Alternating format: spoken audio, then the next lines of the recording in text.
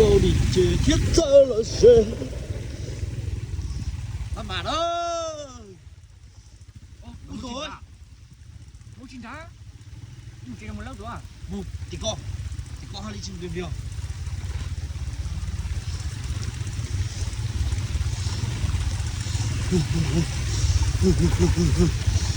Cái lâm còn nà nè. Có cái thay bỏ vị đó. Nè sát xài kìa, liệt tàu xoay chân lại dùng dị nó đây. Nếu những chi dùng dị đi nên xả đi đó. Đi trả tính nào xin đâu. Nhốt chả. Chát tính nào để hạt giống hạt chua thế đây.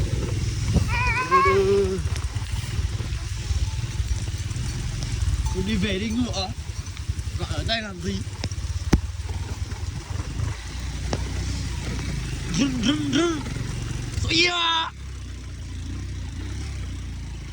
Đúng à. Đi trả chê con. Ok rồi.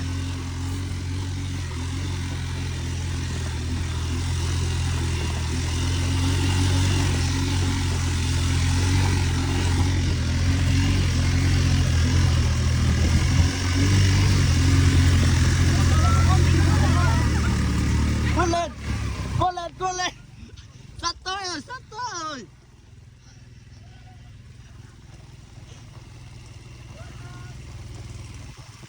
Cái chế bao. Còn cứ muốn đào vào. Đó. Cô à, một cao. Để anh thể hiện nè.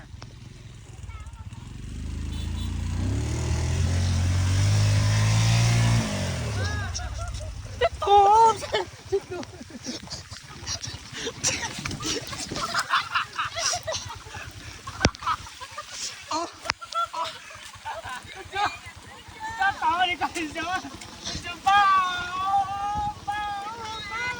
Lo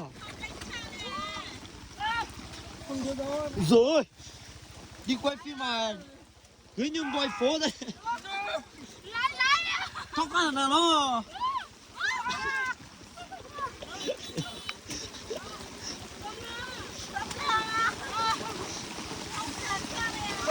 cố lên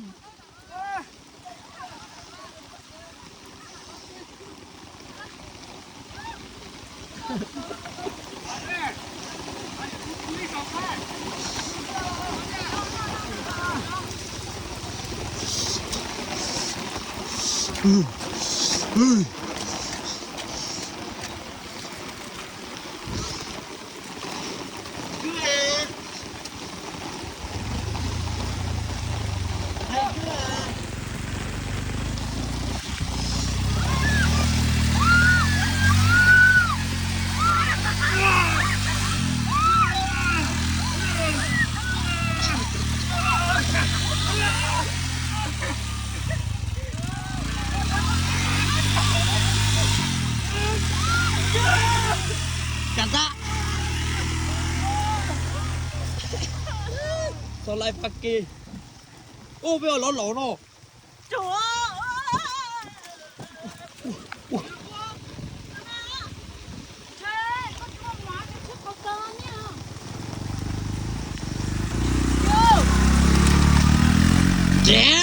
Rán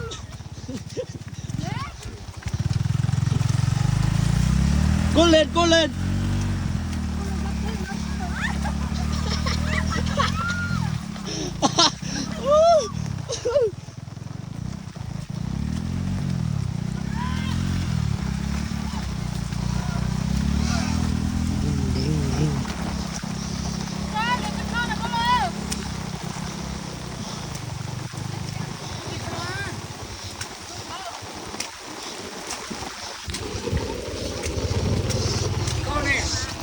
Rồi.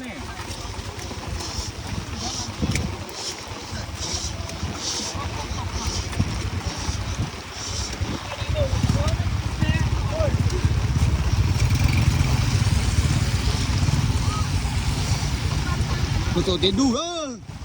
Nhìn nó sơ đâu, chết rồi.